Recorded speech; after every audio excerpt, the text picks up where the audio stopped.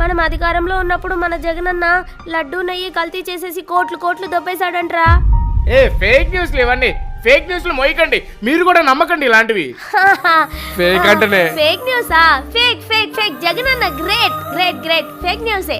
ఇది ఫేక్ అంటావు బాబాయ్, లేకుండా ఆయన మన దేవుడి మీద వచ్చుంటాడా? వచ్చాడు రాములు వారు వనవాసానికి వెళ్ళారు చూడు, అప్పుడు లక్ష్మణుడు మనం అధికారంలో ఉన్నప్పుడు మనోళ్ళు పరకమల్లో దొంగతనం చేశారంటరా. ఏంటి పరకంలో దొంగతనం చేశారా? ఫేక్ న్యూస్లు రా అవన్నీ. ఫేక్ న్యూస్లు అలా నమ్మకండి రా, మోయకండి రా. నేను చెప్తున్నాను కదరా ఈ ఫేక్ న్యూస్లని. అయ్యో ఫేక్ అంట. రావరాసురుడు మాటలు చెప్పి నమ్మించడం వల్ల తిరుమల శ్రీవారి శేషవస్త్రాల మీద కూడా మన వాళ్ళు అవినీతి చేశారంట్రా.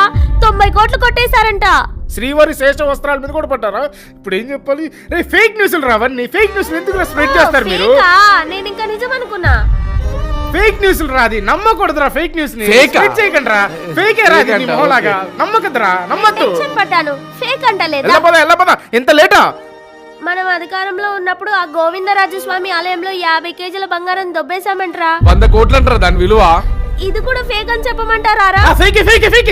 ఇడు ఫేక్, ఇడు పార్టీ ఫేక్. చీనా ఏదో ఫోన్లే కదా ఊరుకుంటుంటే శ్రీవారి 7 కోట్లు కూడా దోచేసేలా ఉన్నాడు. Fake fake fake. ఫోన్లే వదిలేస్తుంటే మొత్తం గుళ్ళోనే దోచేస్తున్నాడు వీడు. తిరుపతి దేవాలయం మీద పడి కోట్లు తినేశాడు. ఇలాగే ఊరుకుంటే రేపు మన ఇంటి మీదకి వచ్చి దోచేసుకుంటాడు. వదలకూడదండి.